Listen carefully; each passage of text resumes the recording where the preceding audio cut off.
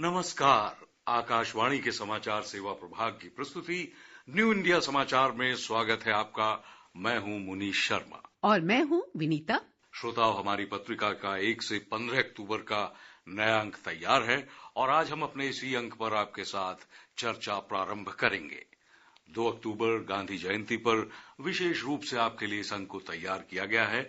हमारे यहाँ शास्त्रों में कहा गया है, आस्ते भग आसीना य ऊर्ध्व तिष्ठति तिष्ठतः शेते निपद्य मानस्य चराति चरतु भग चरैवेते।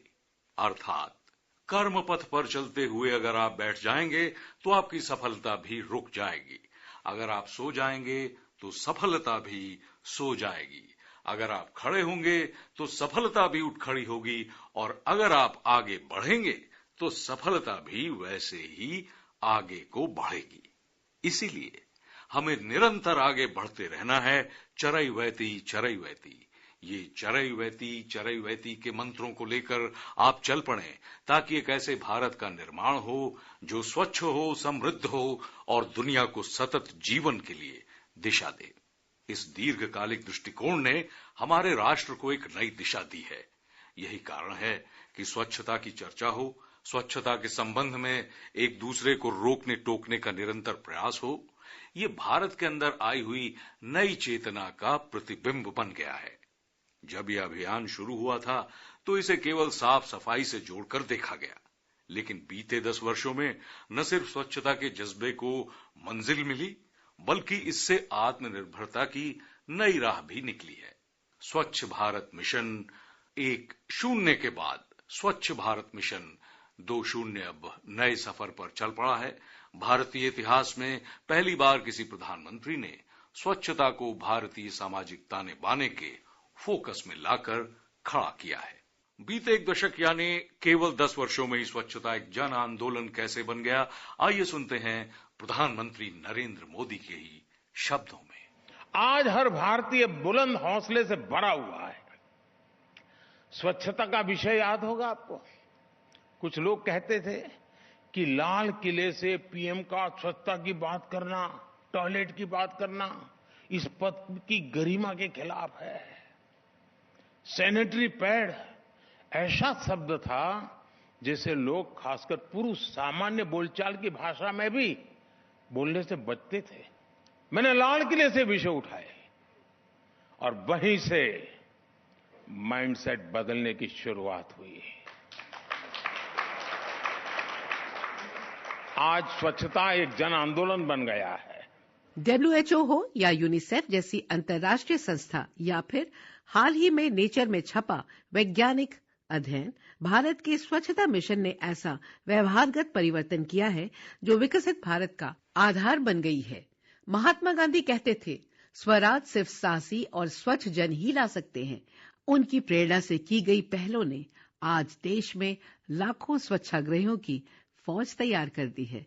अगर सही अर्थों में कहें तो 10 वर्ष पूर्व गांधी जयंती पर शुरू हुआ स्वच्छता अभियान 140 करोड़ भारतीयों की ओर से बापू को न केवल श्रद्धांजलि बनी बल्कि राष्ट्र के विकास के लिए कार्यांजलि बन गई है। और यही हमारी इस बार के अंक की आवरण कथा बनी है। साथ ही केंद्रीय जल शक्ति मंत्री CR पाटिल का विशेष साक्षात्कार भी इसमें शामिल है। इसके अलावा गांधी जयंती पर प्रधानमंत्री का आलेख भी पत्रिका में प्रमुखता से प्रकाशित किया गया है। अंतर्राष्ट्रीयवाद तभी संभव होगा जब राष्ट्रवाद एक तथ्य बन जाता है। बापू ने ये शब्द यंग इंडिया में लिखा था।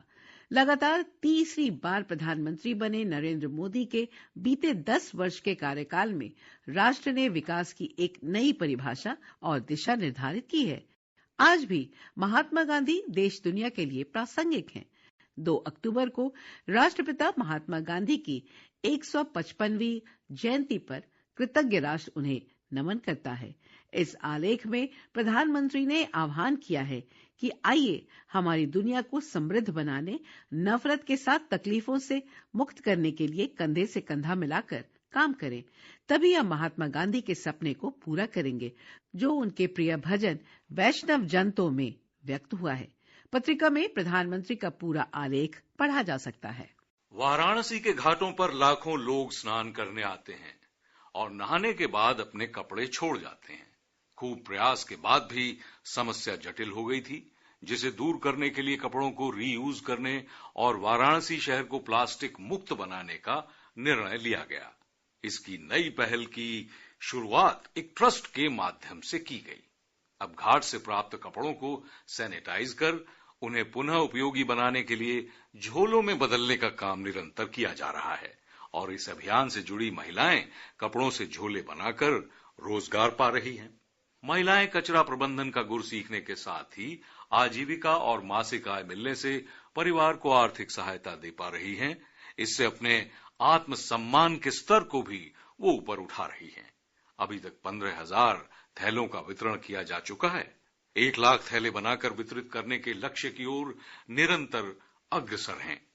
ऐसे ही पटना के चीना कोठी बस्ती की 28 वर्षीय रानी देवी खूब मेहनत तो करती थीं, लेकिन घरों में कामकाज और सफाई कर्मी के तौर पर काम करने के बावजूद परिवार का भरण पोषण मुश्किल से हो पाता था।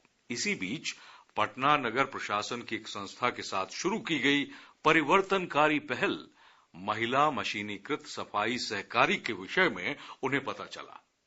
फिर रानी ने आर्थिक स्वतंत्रता और गरिमा की संभावना को देखते हुए हाथ का काम छोड़कर मशीन और सुरक्षा उपकरण के उपयोग से सफाई का काम शुरू किया।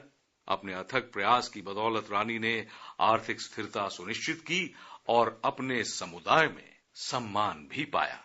भोपाल की महिलाएं शहर में साफ सफाई बनाए रखने और अपशिष्ट प्रबंधन को बढ़ावा देने के लिए आगे आ रही हैं।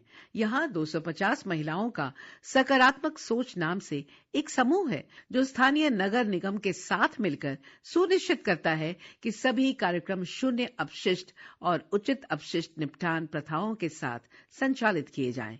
इस समूह के सदस्य उन कार्यक्रमों से किनारा कर लेती हैं जहां सिंगल यूज प्लास्टिक इस्तेमाल होता है। इन्होंने 25 वार्ड में बर्तन बैंक भी स्थापित किया है। इसी तरह स्वच्छता किटी समूह कचरा पृथकीकरण को लेकर जागरूकता फैला रहा है।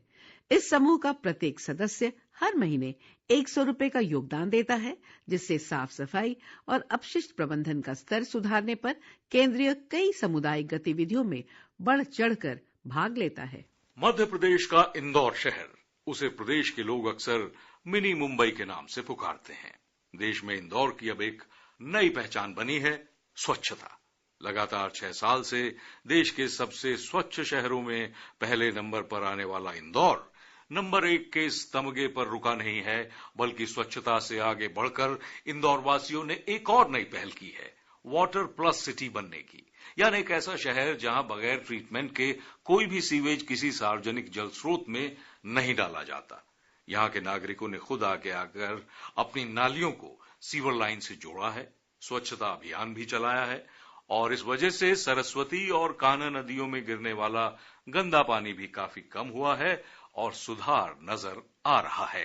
अक्सर केवल एक दशक में ऐसी कहानियां कम ही देखने सुनने को मिलती है, जो आदत में बदलाव से लेकर व्यवहारगत परिवर्तन तक ही सीमित नहीं रहता है, बल्कि सामाजिक आर्थिक विकास के साथ साथ मानसिकता में परिवर्तन लाकर बिजली उत्पादन, स्टार्टअप, कचरे से कंचन बनाने का मार्ग प्रशस्त कर देती हो। बीते एक दशक में ऐसी कहानियां अनगिनत हैं, जिसने स्वच्छ भारत मिशन को सही अर्थों में एक जन आंदोलन बना दिया है। स्वच्छ भारत अभियान आज गरीबों के लिए गरिमामयी जीवन का प्रतीक बन गया है। प्रधानमंत्री नरेंद्र मोदी ने हाल ही में एक ऐसी अंतर्राष्ट्रीय वैज्ञानिक रिपोर्ट साझा की, जिसमें देश में शिशु एवं बाल मृत्यु दर को कम करने में स्वच्छ भारत मिशन जैसे प्रयासों के प्रभाव को रेखांकित किया गया है। उन्होंने सोशल मीडिया एक्स पर पोस्ट किया, स्वच्छ भारत मिशन जैसे प्रयासों के प्रभाव को रेखांकित करने वाले शोध को देखकर प्रसन्नता हुई। उपयुक्त शौचालयों की सुलभता शिशु एवं बाल मृत्यु दर को कम करने में महत्वपूर्ण भूमिका निभाती है। स्वच्छ एवं सुरक्षित साफ सफाई सार्वजनिक स्वास्थ्य की दिशा में एक गेम चेंजर बन गई है। मुझे खुशी है कि भारत ने इसमें अग्रणी भूमिका निभाई है। ऐसी और भी कई रिपोर्ट्स आई हैं, जिनसे ये सिद्ध हुआ है कि स्वच्छ भारत अभियान के कारण आम लोगों को गंदगी से होने वाली बीमारियों से मुक्ति मिल रही है और स्वस्थ जीवन के रास्ते खुल रहे हैं। विश्व स्वास्थ्य संगठन ने भी कहा है कि स्वच्छ भारत मिशन की वजह से देश में 3 लाख लोगों की मृत्यु होने से रुकी है। इतना ही नहीं, यूनिसेफ ने तो यहां तक कहा है कि स्वच्छ भारत मिशन की वजह से गरीबों के हर साल 50,000 रुपए तक बच रहे हैं। अगर स्वच्छ भारत मिशन नहीं होता तो इतने ही रुपए गरीबों को गंदगी से होने वाली बीमारियों के इलाज में खर्च करने पड़ते। विश्व भर में चर्चित और प्रधानमंत्री नरेंद्र मोदी के न गंदगी करेंगे न करने देंगे के मंत्र से 2 अक्टूबर 2014 को शुरू स्वच्छ भारत अभियान ने देश में विकास और स्वच्छता के आचार व्यवहार में ऐसा परिवर्तन किया कि अब बच्चे टॉफी का रैपर भी यूं ही कहीं नहीं फेंकते, बल्कि पॉकेट में रखते हैं। शौचालयों का निर्माण हो या कचरे का निष्पादन, ऐतिहासिक धरोहरों का संरक्षण हो या फिर सफाई की प्रतिस्पर्धा, देश आज स्वच्छता के क्षेत्र में नित नई गाथाएं लिख रहा है। दरअसल स्वच्छ भारत अभियान ने हर देशवासी के आत्मविश्वास और उसके आत्मबल को एक नई ऊर्जा दी है, उसे बढ़ाया है।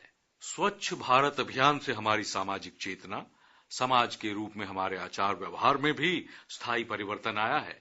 वैश्विक स्तर पर गंदगी के बीच भारत की जो तस्वीर पेश होती थी, उसके बीच सहजता से रहने की आदत बन गई थी, लेकिन अब उसके प्रति गुस्सा या नफरत पैदा हो गई है। अब घर पर या सड़क पर गंदगी फैलाने वाले को कोई ना कोई तो मिलता है जो उसे टोक देता है। प्रधानमंत्री नरेंद्र मोदी इस व्यवहार परिवर्तन में सबसे बड़ी भागीदारी बाल मित्रों यानी बच्चे और युवा को मानते हैं। देश के बच्चे बच्चे में पर्सनल और सोशल हाइजीन को लेकर जो चेतना पैदा हुई है, उसका लाभ कोविड के विरुद्ध लड़ाई के दौरान भी देखने को मिला। प्रधानमंत्री नरेंद्र मोदी ने एक कार्यक्रम में कहा था, आप जरा कल्पना कीजिए, अगर कोरोना जैसी महामारी 2014 से पहले आती तो क्या स्थिति होती। शौचालय के अभाव में क्या हम संक्रमण की गति को कम करने की स्थिति में होते? क्या तब लॉकडाउन जैसी व्यवस्था संभव हो पाती, जब भारत की 60% आबादी खुले में शौच के लिए मजबूर थी? स्वेच्छाग्रह ने कोविड के खिलाफ लड़ाई में हमें बहुत बड़ा सहारा और माध्यम दिया। प्रधानमंत्री नरेंद्र मोदी कई अवसरों पर कह चुके हैं, अभी खुले में शौच से मुक्ति का लक्ष्य जो हासिल किया है वो सिर्फ एक पड़ाव मात्र है। स्वच्छ भारत के लिए हमारा सफर निरंतर जारी है। जो व्यवहार परिवर्तन देश के एक बड़े वर्ग में आया है, इस परिवर्तन को स्थायी बनाना है। हमें सुनिश्चित करना है कि शौचालयों का उचित उपयोग हो। जो लोग अब भी शौचालयों की सुविधा से छूटे हुए हैं, उन्हें इससे जोड़ना है। श्रोताओं, 2 अक्टूबर को बापू की जयंती है और इस वर्ष स्वच्छ भारत मिशन के 10 वर्ष भी पूरे हो रहे हैं। ऐसे में प्रधानमंत्री के शब्दों में जानते हैं कि स्वच्छता को लेकर गांधी जी के क्या विचार थे।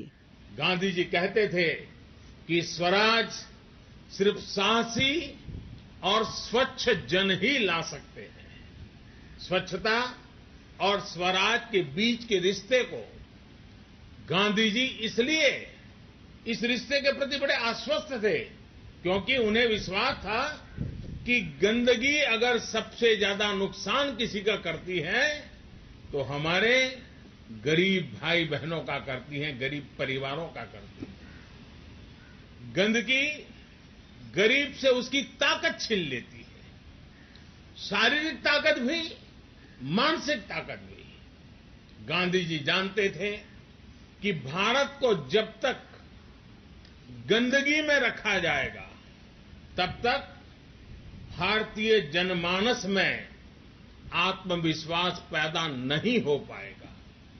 जब तक जनता में आत्मविश्वास पैदा नहीं होता तब तक वो आजादी के लिए खड़ी कैसे हो सकती थी। इसलिए साउथ अफ्रीका से लेकर चंपारण और साबरमती आश्रम तक उन्होंने स्वच्छता को ही अपने आंदोलन का बड़ा माध्यम बनाया।